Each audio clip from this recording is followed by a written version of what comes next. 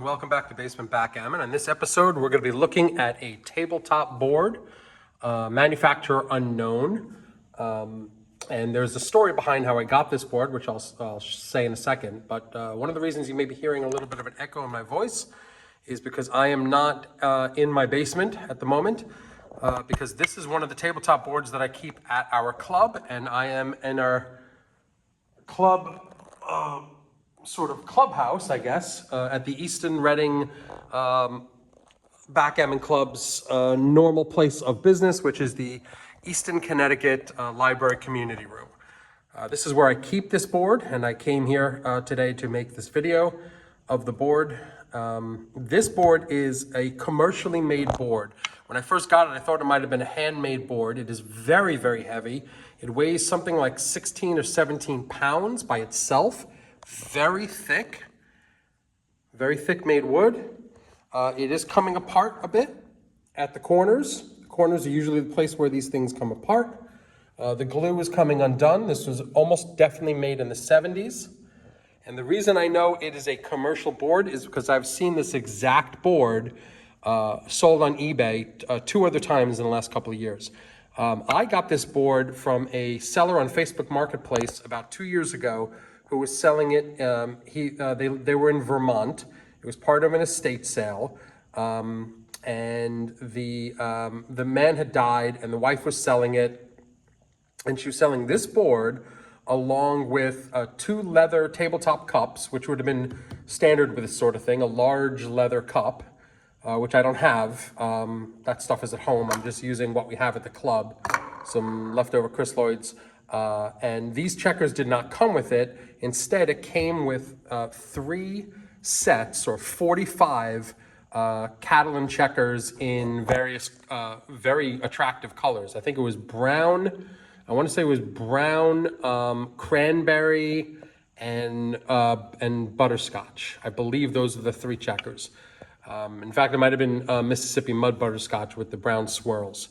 I don't know why 45 checkers would come with this board. So my assumption was that this gentleman who used to own this probably had some other board at some point and these checkers sort of got mixed in, but that's what came with it.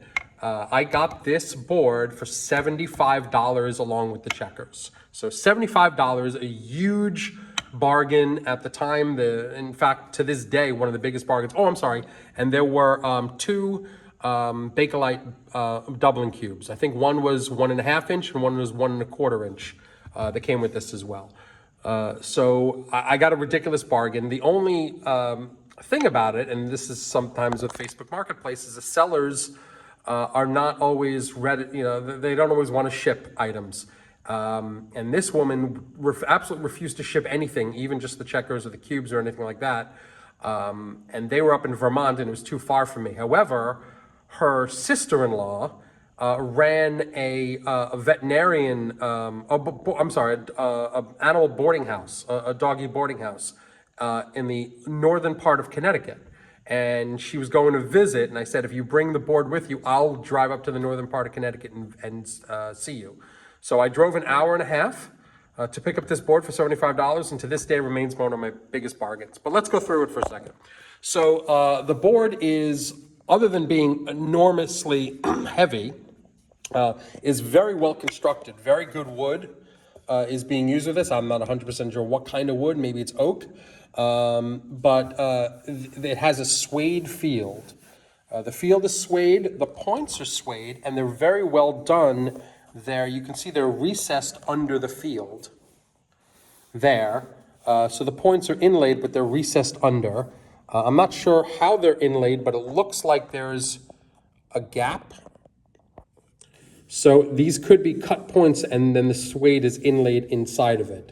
I'm not 100% sure how that's done, but it's extremely well done, and it feels great. I mean, the board's dirty. It's been around a bit, and I've never cleaned it. But this, again, was a commercially made board, and I don't know how many of these were made because I don't know any retailer that would stock something so huge. But I was told by another person who had seen it sold during the 70s, and I've seen 2 others on eBay, so that supports the commercially made theory. The trays here, these bear-off trays that are meant to store the checkers, also have suede in them, and then there's a cutout as well for the cube on both sides. So there's a center cube position, and then if you take the cube on this side, take the cube on this side. This is similar to the same layout that Chris Lloyd did for their tabletop boards. I'm not sure when they started, but I imagine they also started something like this in the 70s as well. Certainly in the 80s and 90s, Chris Lloyd was making tabletop boards like this. Not this size, but with this layout of the cutouts for the checkers and the cutouts for the cube, 3 cutouts for the cube over here. Although these are not very deep cutouts, but they're deep enough for what you're doing. The Chris Lloyd cutouts were larger on both sides. So let's take a look at this. These checkers did not come with the board. I'm not sure what checkers would have come with this board. Cranberry and yellow seem to be appropriate because of the colors of the points. So butterscotch and cranberry may have come with this board. I sold those checkers a long time ago. They were very beautiful.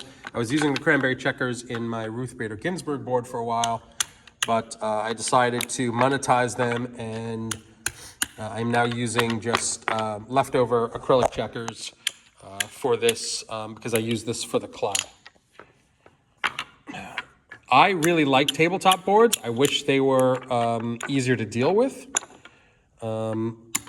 especially this one. It's very heavy. But I like playing on tabletop boards. It feels somewhat permanent somehow. I don't know. It feels substantial. So as you can see, the checkers fit perfectly. If you do the 6 across test, you're going to see they also fit perfectly. These are standard 43.5 millimeter checkers, acrylic checkers, and they fit great. So whoever made this board, I really don't know the manufacturer, really did a good job. I'm impressed. The only thing I would say is that, and maybe this is a good thing, there's quite a large bar on either side, as you can see, which is great if you want to put drinks and what have you. Over here, that works out well. This would be great in a pub or in a backgammon bar situation, but it doesn't leave a lot of room for the board. So you can see it fits just over 10 across exactly, which is fine. I'm okay with a short board because you don't have to reach as far across. And it makes it easier for people to play on. But I would have preferred maybe just a slightly smaller bar and maybe 11 across. But hey, listen, you got to take what you get. So let's hear how this sounds.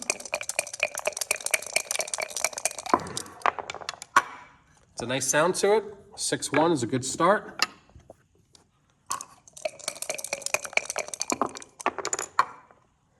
Four-one. Crazy. Let's go down.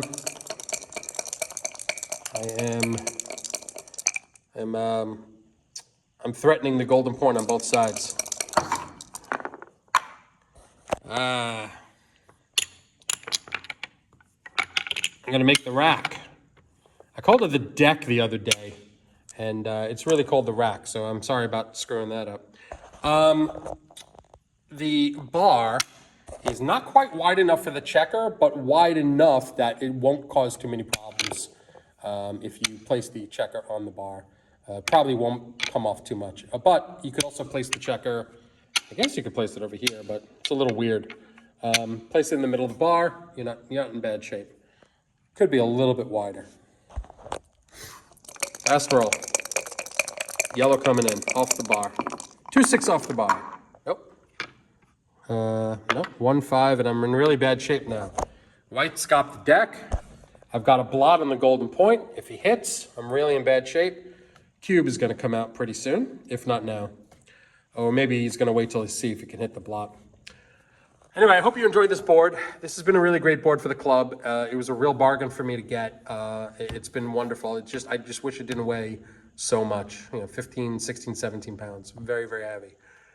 I hope you enjoyed this video. Like and subscribe for more videos. There'll be more content coming soon. Thanks a lot.